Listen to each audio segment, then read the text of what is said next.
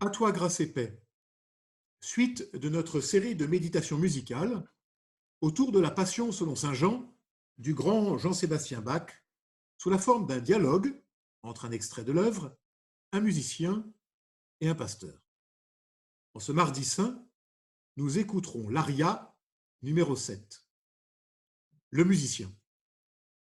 Cet air met en scène le jeu de deux hautbois, d'une basse, jouée par le violoncelle et l'orgue, et d'une voix d'alto, plus grave, au timbre un peu plus sombre qu'une soprano.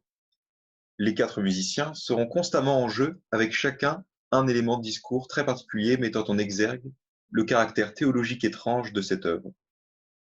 Les deux hautbois, les parties les plus aiguës de la pièce, vont rentrer avec un décalage, on dit en imitation, ce qui va créer des dissonances, des sons qui vont frotter et vont procurer un effet relativement désagréable à l'oreille, qui va attendre la résolution de cette dissonance par l'arrivée d'une consonance amenant le repos de l'oreille de l'auditeur.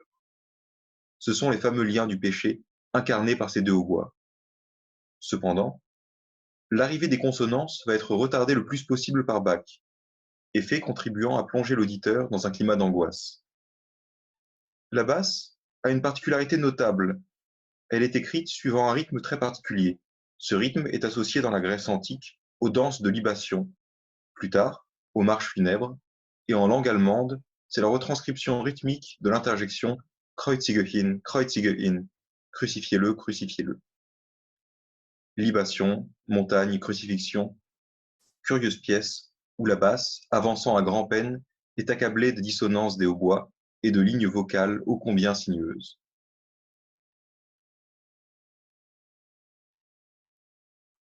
Voilà la traduction de la supplique chantée par l'alto. Des liens de mes péchés, pour me délivrer, mon Sauveur est attaché. De toute l'infection du vice, pour me guérir, il se laisse lui-même être blessé.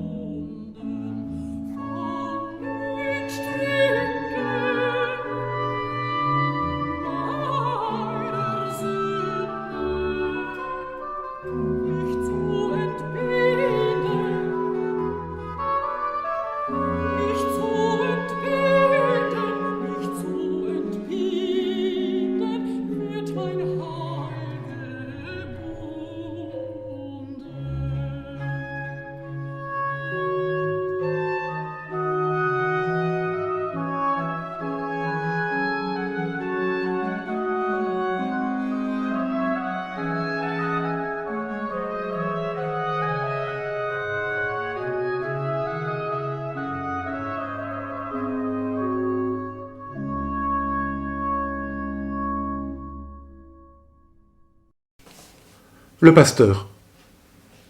Des liens de mes péchés pour me délivrer, mon Sauveur est attaché. Qui parle?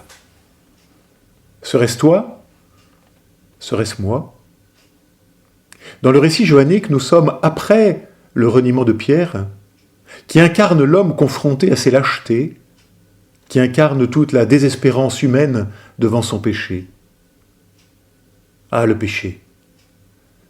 Vieux mot tellement usé qu'il en est devenu inaudible à tant de nos contemporains. Seigneur, quel est-il mon péché?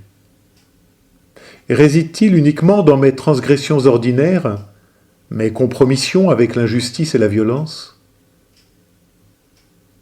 À moins qu'il ne se cache dans cette étrange maladie qui est la nôtre, pas celle du Covid-19, non, je veux parler de cette étrange maladie qui me fait faire ce que je ne voulais pas faire, alors que je n'arrive pas à faire ce que pourtant je voudrais faire.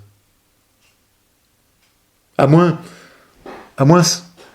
qu'il ne soit dans ce vide en moi qui parfois semble devoir tout engloutir. Seigneur, quel est-il mon péché? Ne serait-il pas aussi dans cette difficulté qui semble bien être la nôtre à apprendre de nos expériences et de notre histoire?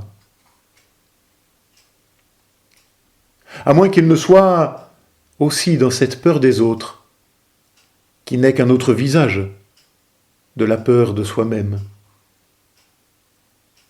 Seigneur, quel est-il mon péché?